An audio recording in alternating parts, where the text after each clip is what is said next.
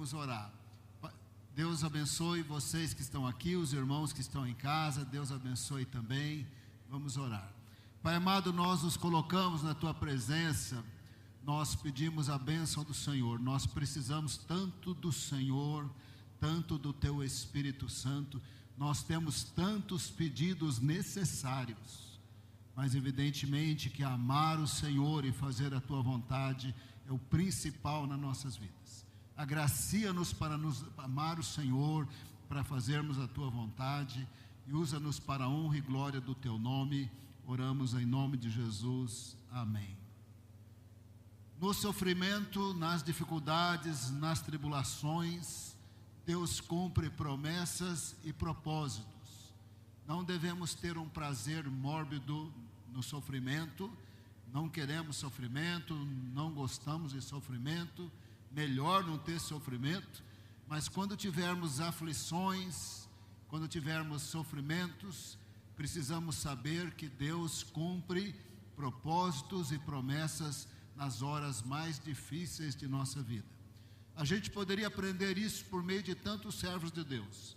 Podia ser José, Moisés, Davi, os reis de Judá que temeram a Deus, os discípulos, a igreja primitiva. Nós podíamos aprender através de muitos, mas nós vamos focar na morte sacrificial de Jesus. Recentemente nós vimos que Jesus foi preso no Getsêmani, ele foi amarrado ali como prisioneiro, ele foi levado até a casa de Anás. Anás não era mais o sumo sacerdote, era Caifás, o genro dele. E foi levado até a casa de Anás, porque Anás tinha bastante moral. Agora, se ele chegou amarrado ali na casa de Anás, era um julgamento religioso. Cabia a Anás fazer a acusação e levantar as provas. Anás não tinha nada para falar sobre Jesus, nada negativo. Achou que Jesus seria bobo de falar demais ou cair em algum erro, como se ele fosse cair em algum erro. Anás perguntou para Jesus: fala-me sobre o seu ensino, fala-me sobre os seus discípulos. E Jesus respondeu assim: tudo que eu falei francamente ao povo nas sinagogas e no templo. Pergunta para as pessoas que me ouviram. Em outras palavras, eu estou aqui amarrado por quê? Você não tem prova nenhuma, não tem acusação nenhuma, então pergunta, por que eu estou aqui? Anás não tinha nada contra Jesus, não tinha prova, não tinha nada e nunca teria mesmo. Enviou Jesus para o sumo sacerdote Caifás. Diz os evangelhos, Mateus, Marcos e Lucas, foi uma balbúrdia sem que os evangelhos especifiquem muito. Eram várias pessoas falando, querendo dizer, ele disse isso, ele disse aquilo, talvez ele tenha problema por causa disso, mas eles destacam que eles falaram que ele havia dito que ia destruir o templo. Jesus nunca disse: vou destruir o templo. Olha aqui para mim o que ele disse. Ele disse: destrua este templo e eu vou reerguê-lo no terceiro dia. João explica que ele estava falando do templo do seu corpo. Quem é Jesus? Jesus é uma das pessoas da Trindade. Ele é eterno, Ele é poderoso, Ele é a fonte da vida, Ele é criador. Nessa unidade, nessa harmonia, Pai, Filho e Espírito Santo, Ele é isso tudo. Quando Ele tornou-se homem sem nenhum pai da terra. Ele foi milagrosamente encarnado, gestado em Maria para morrer pelos nossos pecados.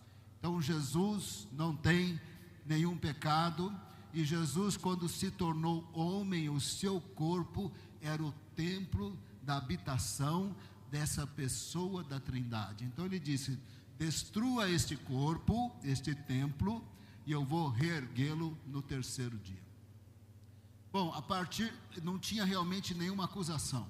Como estava naquela balbúrdia, então Caifás falou para o Senhor Jesus: fala aí, você é o Cristo? Você é o Messias? Você é o Ramachia? Você é o Filho de Deus? Aí Jesus respondeu, está no Evangelho de Marcos: eu sou. E você verá o Filho do Homem à direita do Todo-Poderoso vindo nas nuvens. Que resposta maravilhosa! A paixão de Cristo estava para começar, e Jesus fez essa declaração dizendo para Caifás, se ele tivesse entendimento para entender, dizendo para Caifás: essa história não vai terminar assim.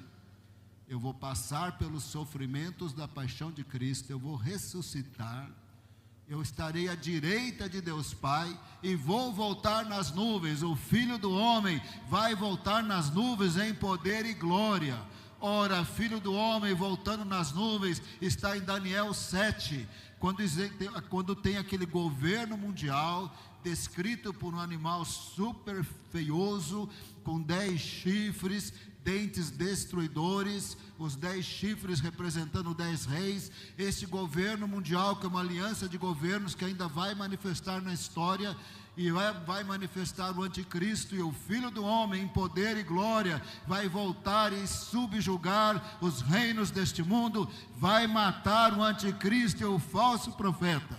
A declaração de Jesus, muito profunda e muito bíblica e muito profética, é isso que vai acontecer.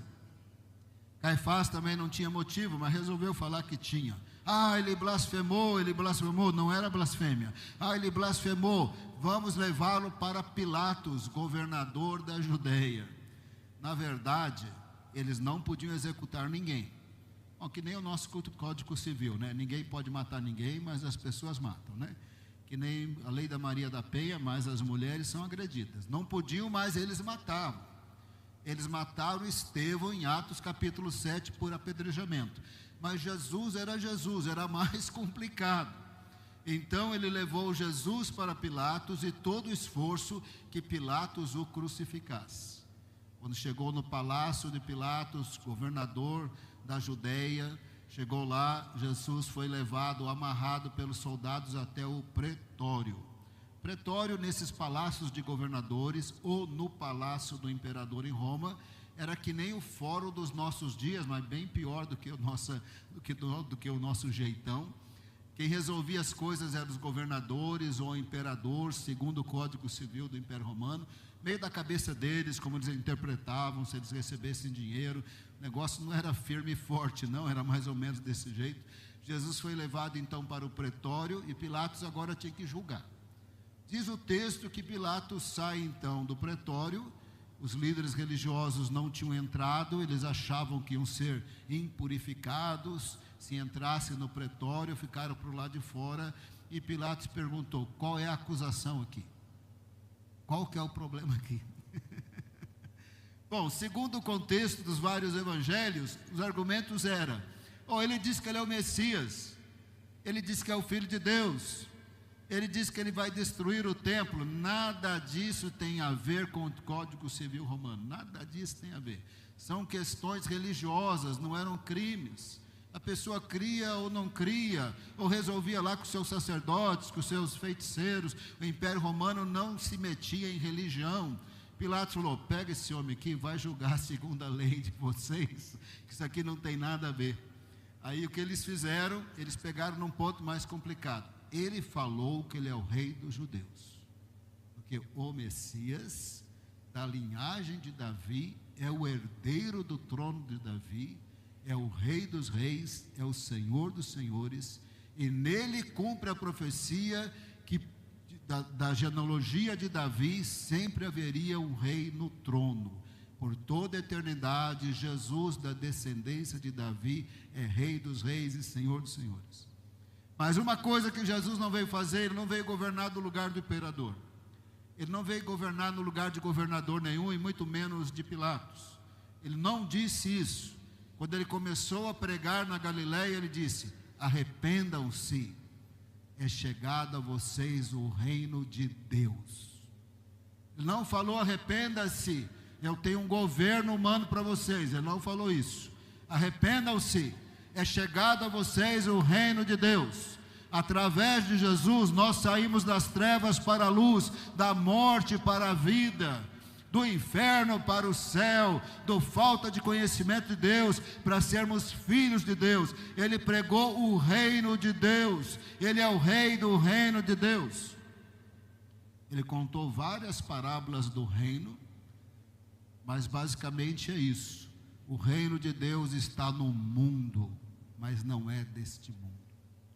O reino de Deus cresce nas trevas, terá a sua plenitude na segunda vinda de Jesus, que vai sim subjugar os reinos deste mundo, mas o reino de Deus não é deste mundo. Ele está no mundo, mas ele não é deste mundo. Ele é o rei do reino de Deus. Ele não veio para ser rei no lugar de Pilatos. Então Pilatos, quando pegou num ponto que poderia ser, que ele quisesse ser rei no lugar de Pilatos, isso seria um crime no Código Civil lá dos romanos, eles iam matar. Pilatos perguntou para ele: você é rei? Você é rei? Pilatos perguntou para ele. Então Jesus disse assim, Jesus muito esperto, né? Jesus não caiu em nenhuma armadilha de perguntas.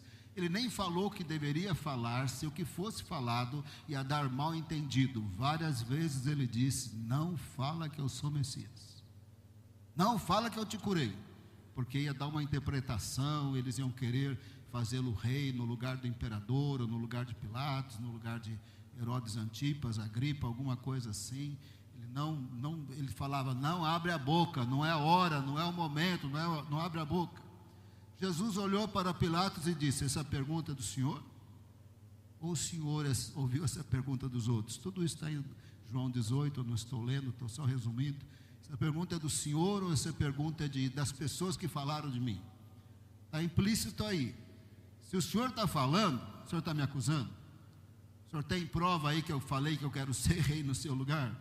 Se as pessoas que falaram que eu quero ser rei dos judeus, nesse sentido aí de governo humano, eles apresentaram provas? Pilatos respondeu assim: por acaso sou judeu? Eu não tenho a mínima ideia desses assuntos. Você é Messias, filho de Deus, não tenho a mínima ideia. Se você quer ser rei, não quer ser rei, não tem a mínima ideia. O que é que você fez? O que é que você fez? Pilatos perguntou para Jesus. Então Jesus ignorou essa pergunta e respondeu a primeira: o meu reino não é deste mundo.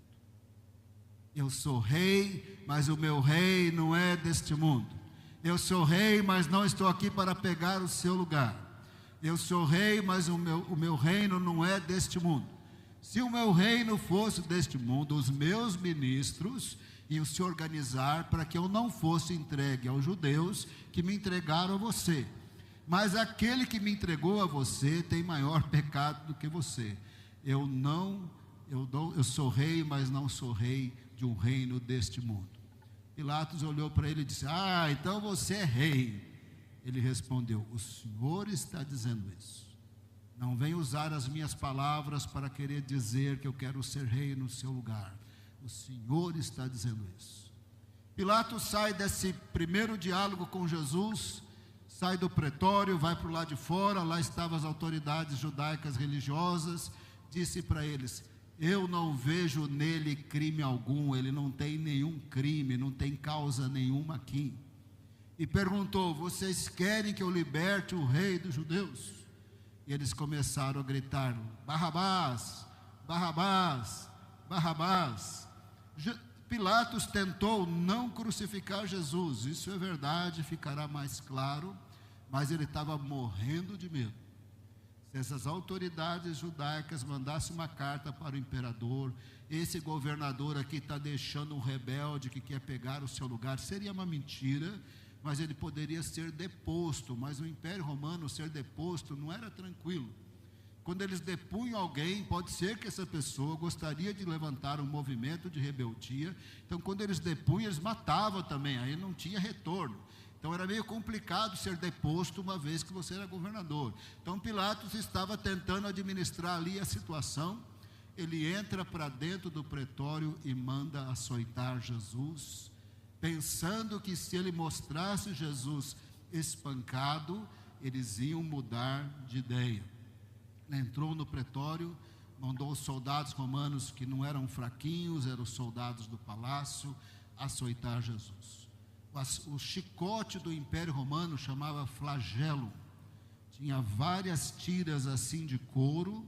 No final das tiras tinha metal. Lembra que eles faziam prédios bonitos, estradas, navios, espadas, facas. Esses metais eram afiados, estavam ali na ponta do chicote. Eles davam 100 chicotadas na pessoa e machucava bem as costas. Eu não quero entrar nos detalhes, mas machucava muito as costas. Colocaram então um manto em Jesus, colocaram uma coroa de espinhos, vedaram os olhos de Jesus depois do açoite, e segundo Mateus, Marcos e Lucas, esmurravam Jesus, davam bofetadas em Jesus. Segundo o Evangelho de João, dava bofetadas em Jesus, ele só tinha o rosto aqui e o corpo para levar esses golpes todos. Eles zombavam, eles agrediam. Quem que foi que te bateu? Fala o meu nome, você parece que é especial, zombando Jesus, e assim cumpria as Escrituras. Isaías 50, verso 6. Isaías 50, verso 6, acompanha aqui. Ofereci as costas aos que me batiam, e o rosto aos que me arrancavam a barba. Não escondi o rosto dos que me afrontavam, do que me zombavam e cuspiam em mim. Se você ler Mateus, Marcos, Lucas e João, você perceberá que Jesus nesse momento foi muito agredido. Você perceberá que as costas estavam sangrando e manchando o manto. Você perceberá que a cabeça estava sangrando, porque eles também bateram com um pedaço de pau lá, com uma vara na cabeça de Jesus. Você sabe, se alguém levar um soco muito forte, essa parte do rosto, do olho começa a inchar.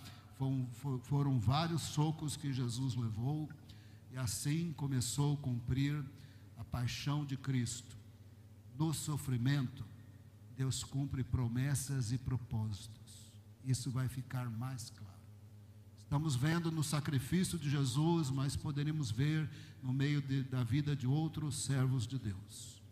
Então Pilatos sai para fora, depois que Jesus foi espancado por ordem dele, sai para fora e fala assim: eu não vejo nele crime algum. É a segunda declaração de Pilatos. Eles começam a gritar, os líderes religiosos, os seus companheiros: crucifica, crucifica, crucifica. Pilatos achou que eles iam mudar de ideia. Mandou trazer Jesus, que chega agora para o lado de fora. Ele foi espancado, ele estava inchado, o rosto machucado, a cabeça sangrando, as costas sangrando.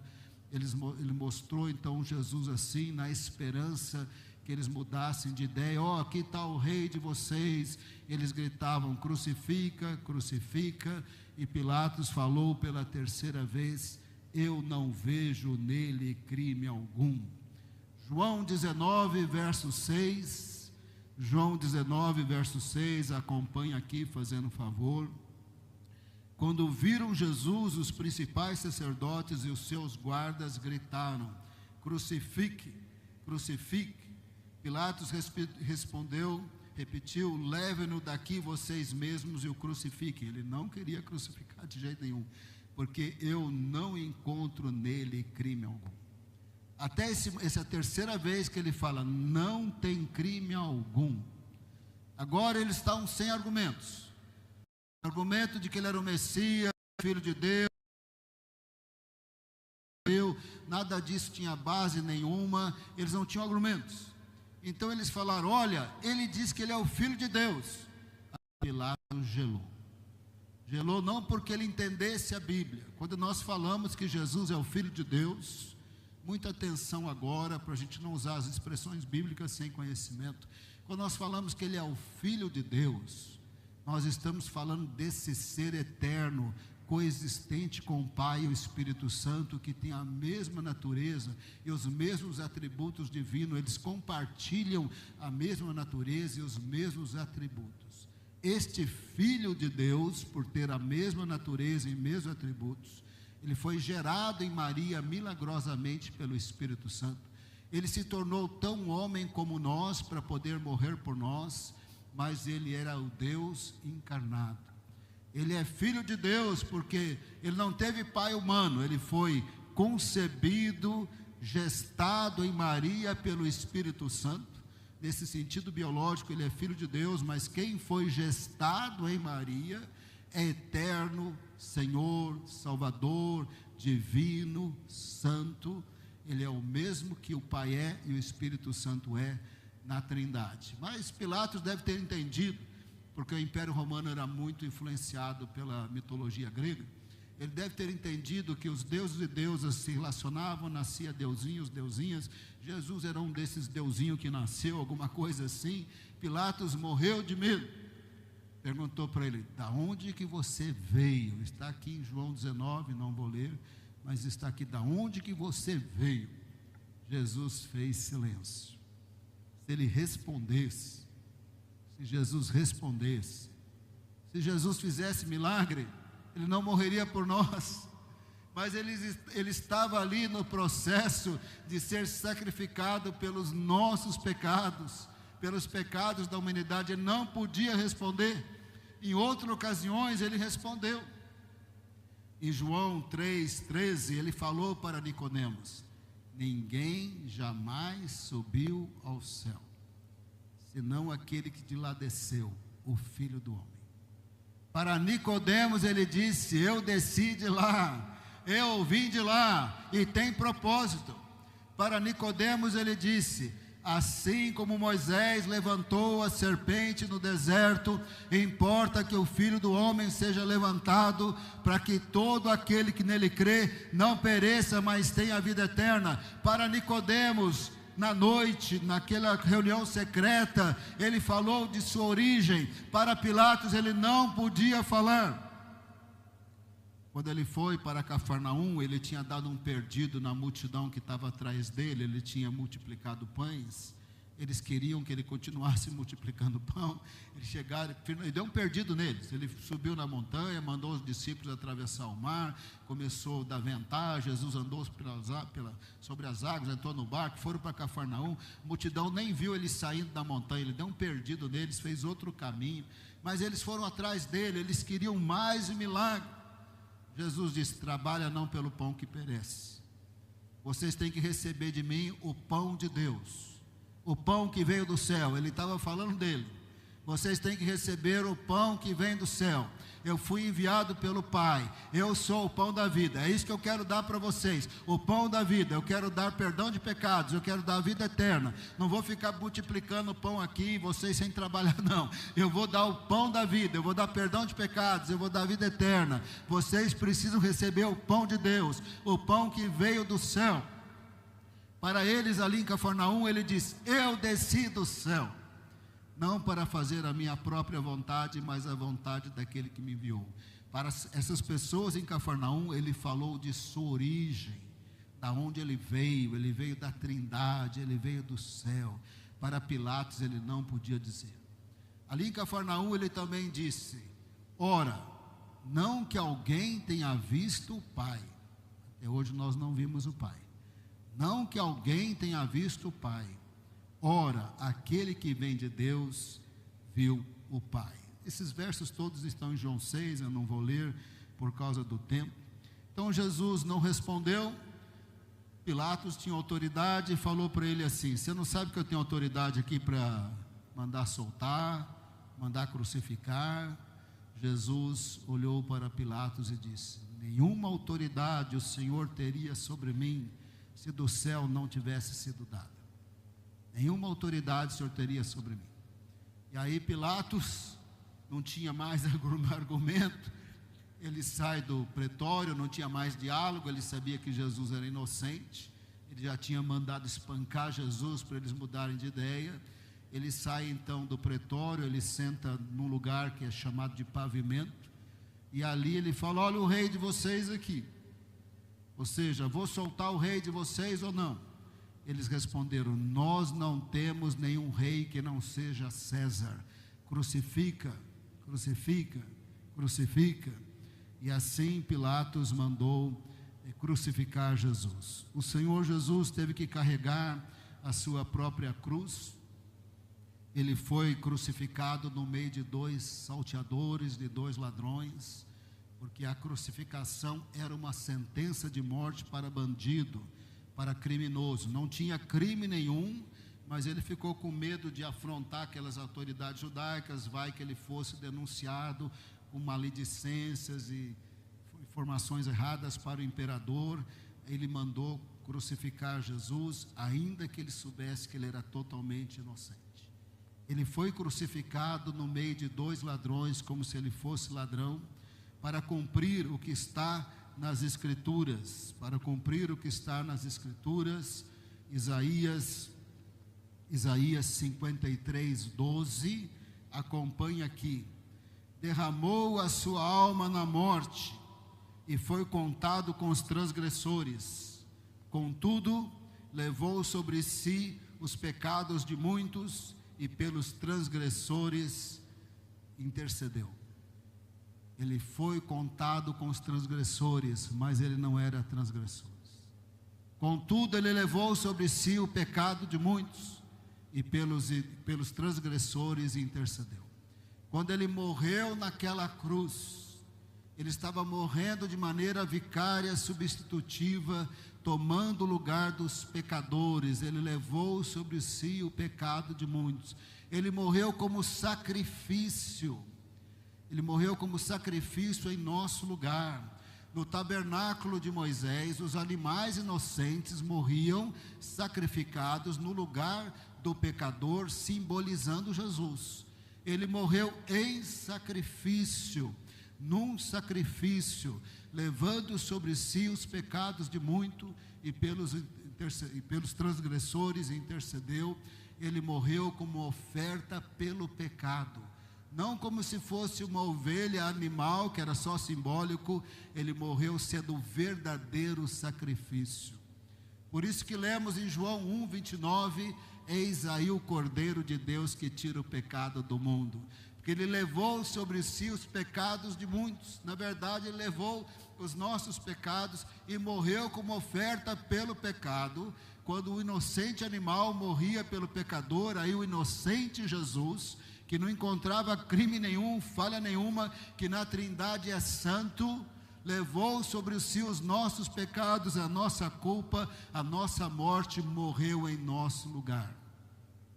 Isaías 53:10, acompanha aqui: ao Senhor agradou esmagá-lo. Dependendo da tradução que você ler, moê-lo, referindo-se aos ferimentos da paixão de Cristo.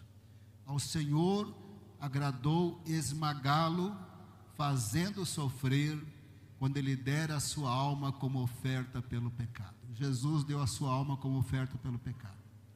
Ele morreu em nosso lugar. Essa pessoa da Trindade se tornou homem e morreu em nosso lugar. Ele é o Senhor, Ele é o Salvador, Ele é a fonte da vida, Ele é santo. Só Ele pode perdoar pecados, só Ele pode salvar, só Ele pode batizar com o Espírito Santo, só Ele pode curar, só Ele é Deus. E é Ele que vai voltar em poder e glória. A palavra de Deus vem se cumprindo. Os sinais da volta de Jesus falam de terremotos. Semana passada aí, teve 10 terremotos num dia só. Não foi só o da Venezuela, teve outros terremotos ao redor da terra, numa escala menor de 5 não sei o que. Da Venezuela foi mais de 7 pontos não sei quanto. Caiu prédios na Venezuela. Jesus está voltando, Ele é o Senhor, Ele é a fonte da vida. Ele morreu em nosso lugar, Ele levou sobre si os nossos pecados, deu a sua vida como oferta pelo pecado, como havia sido profetizado. Ele é o Senhor, o Salvador, o Redentor. Ele levou sobre si as nossas iniquidades. Isaías 53, verso 6. Isaías 53, verso 6. Todos nós andávamos desgarrados como ovelhas. Cada um desviava pelo seu próprio caminho, mas o Senhor fez cair sobre ele a iniquidade de nós todos. Já leu aqui? Amém. Isaías 53, 5. Ele foi traspassado pelas nossas transgressões, moído ou esmagado, passou por todos os ferimentos da paixão de Cristo, pelas nossas iniquidades. O castigo que nos traz a paz estava sobre ele, e pelas suas pisaduras fomos sarados. No sofrimento Deus cumpre promessas, Deus cumpre propósitos. Nos sofrimentos dos servos de Deus ao longo da vida, nos seus sofrimentos também, no caso de Jesus, era a promessa da redenção. Jesus não morreu na cruz por acaso, era um plano de Deus. A palavra de Deus diz que o Cordeiro foi morto antes da fundação do mundo. A palavra de Deus diz que Deus, na sua grandeza, nos amou e nos conheceu antes da fundação do mundo. Quando nós ressuscitarmos, encontrarmos com o Senhor, sabe o que Ele vai dizer em Mateus 25? Venham benditos do meu Pai, para o reino preparado desde o princípio do mundo. Essa eternidade com Deus está preparada desde o princípio do mundo. Antes de você nascer, já estava preparado. Antes de você nascer, Deus te amou, Deus te conheceu. Antes de você nascer, séculos atrás, Jesus cumpriu a promessa da redenção, morrendo por nós. E agora Ele vem cumprindo outras promessas. Os sinais ficam cada vez mais evidentes do seu retorno. Não estou marcando data, mas está cada vez mais evidentes. Não vamos entrar em detalhes agora, não é? Mas a possibilidade de controle mundial nos dias de hoje é tremendo. E a Bíblia fala de um império mundial que vai controlar todo o mundo. Ninguém vai conseguir comprar ou vender. Então, os soldados romanos resolveram repartir as roupas de Jesus e lançar sorte sobre a sua túnica. Cumprindo a palavra do Senhor, Salmo 22, 18, não precisa transmitir aqui. Repartem entre si as minhas roupas e sobre a minha túnica lançam sorte. E assim foi prosseguindo a crucificação de Jesus. Ele teve sede, evidentemente que ele estava crucificado, ele não podia segurar um copo d'água. Ele disse: eu estou com sede, e deram para ele beber vinagre. Cumprindo-se o Salmo 69, 21, não precisa transmitir. Na minha sede deram-me vinagre para beber. Depois que ele bebeu esse vinagre, ele disse: Pai, está tudo consumado, em tuas mãos entrego o meu espírito. E aí Jesus morreu. E aquelas autoridades religiosas que não sabiam que ele já estava morto, pediram para Pilatos: olha, quebra as pernas dele, para ele morrer mais depressa, porque o sábado está chegando, a gente não pode trabalhar no sábado, mata ele logo. Foram tentar quebrar as pernas de Jesus. Chegaram lá, viram que não tinha, ele já estava morto. Cumprindo-se a palavra do Senhor, posso contar todos os meus ossos. Esses versos que estão também no Salmo messiânico de Salmo 22, onde também estava escrito que eles iam passar pelo pé da cruz zombando: olha, salvou os outros, salva a si mesmo.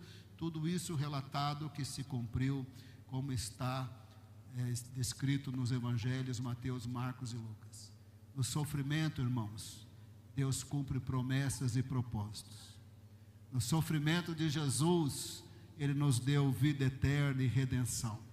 No sofrimento de Jesus, nós somos justificados. No sofrimento de Jesus não tem nenhuma condenação mais. No sofrimento de Jesus não somos malditos, nós somos benditos. No sofrimento de Jesus nós somos filhos de Deus. No sofrimento de Jesus nós somos templo do Espírito Santo.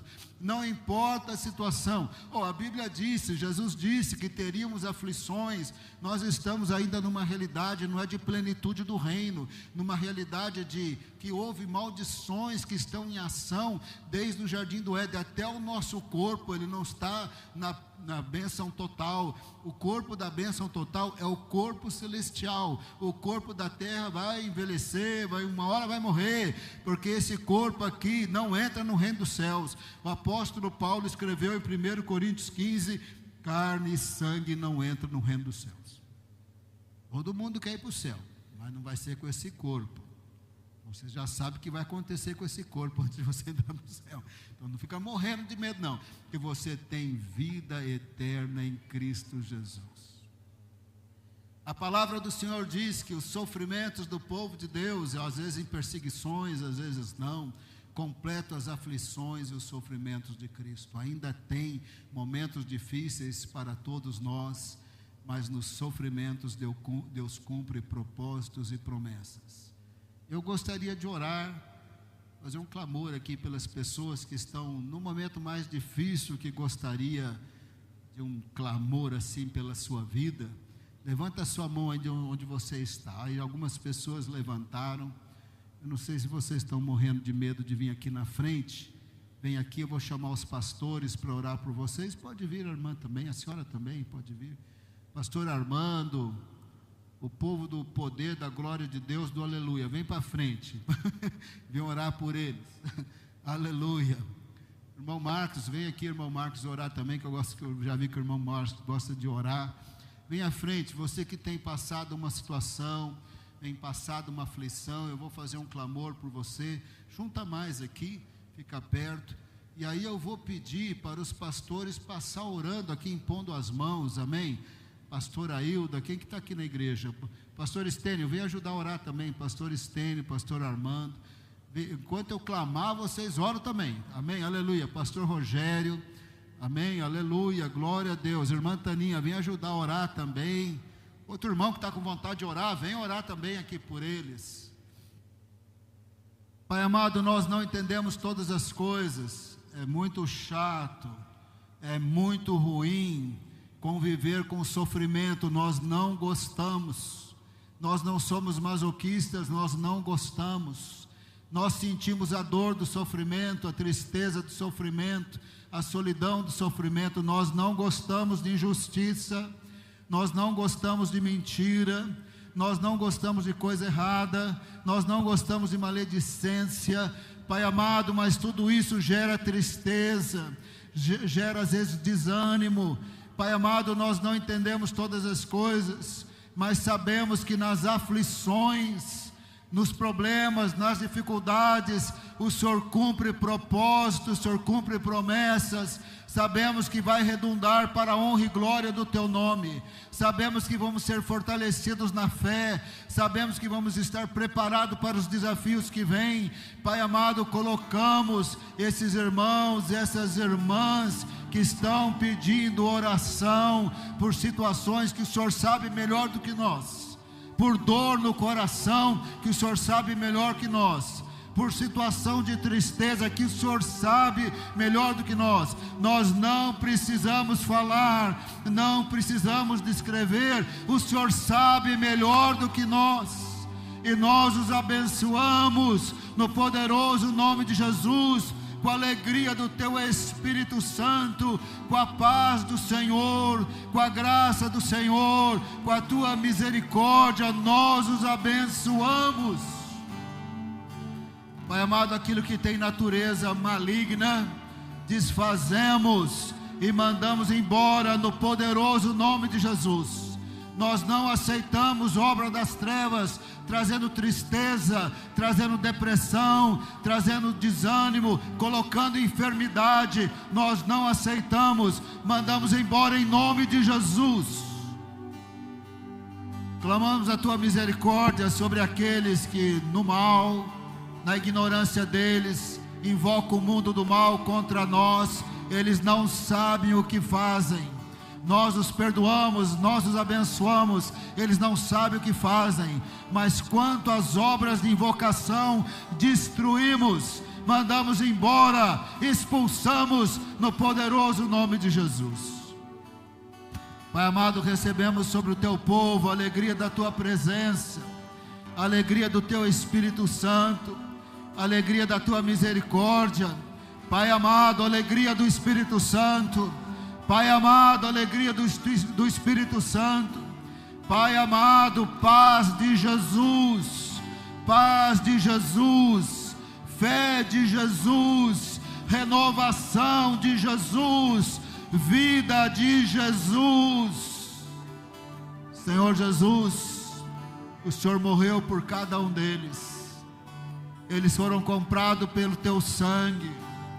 O Senhor já tocou cada um deles, o Senhor já salvou cada um deles, o Senhor já se revelou a cada um deles.